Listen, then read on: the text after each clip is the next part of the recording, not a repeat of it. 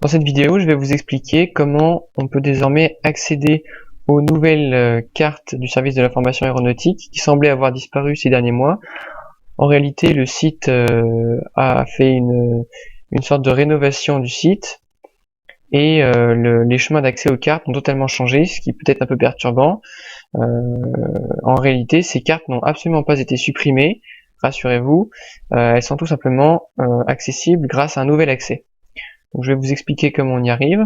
Donc pour cela, vous allez bien sûr sur internet, vous tapez SIA, et donc là vous cliquez sur le premier lien qui est le site, le service de l'information aéronautique.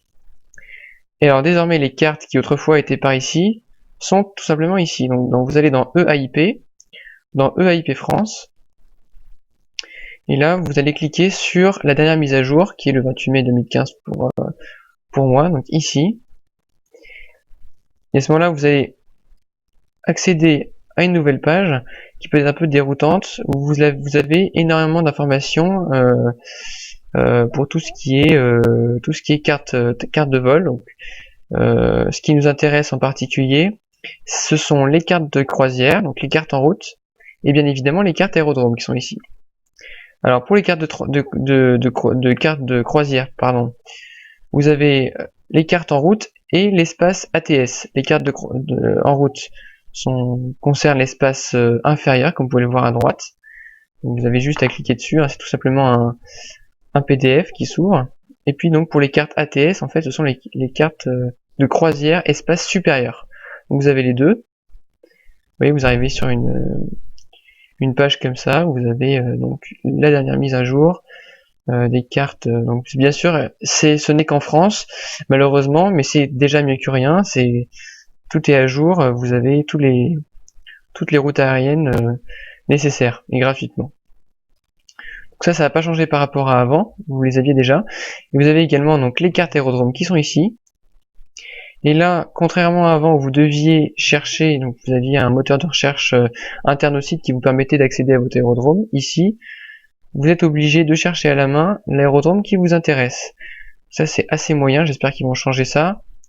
Vous êtes obligé, donc moi pour ma part je fais CTRL F et je tape le nom de l'aéroport, donc j'ai fait LFLL pour Lyon.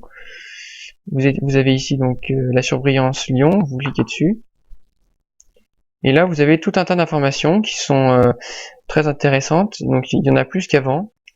J'ai l'impression qu'il y a beaucoup plus d'informations qu'avant. Vous avez tout un tas d'informations sur les pistes, beaucoup de choses qui sont pas forcément très intéressantes.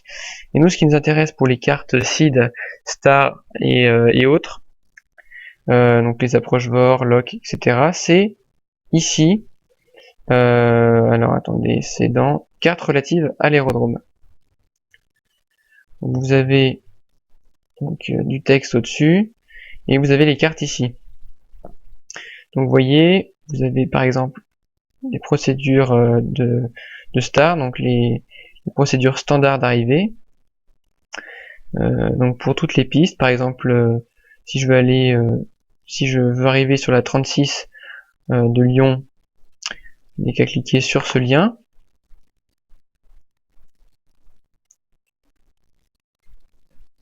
Voilà, donc là vous retrouvez les mêmes cartes, exactement les mêmes cartes que vous aviez avant. Donc la seule différence c'est le chemin d'accès qui est totalement différent. Voilà, tout simplement. Avec les mêmes informations qu'avant, donc ça c'est parfait. Il faut par contre bien savoir quelle carte vous avez besoin. Et c'est pareil pour les SID. Par exemple, si je veux atterrir sur la 36, enfin si je veux partir de la 36, pardon. Voilà, donc c'est la même chose. Voilà. En fonction de la piste, vous avez le départ vers le point Busil avec l'acide Busil le 6 novembre. C'est la même chose. Voilà.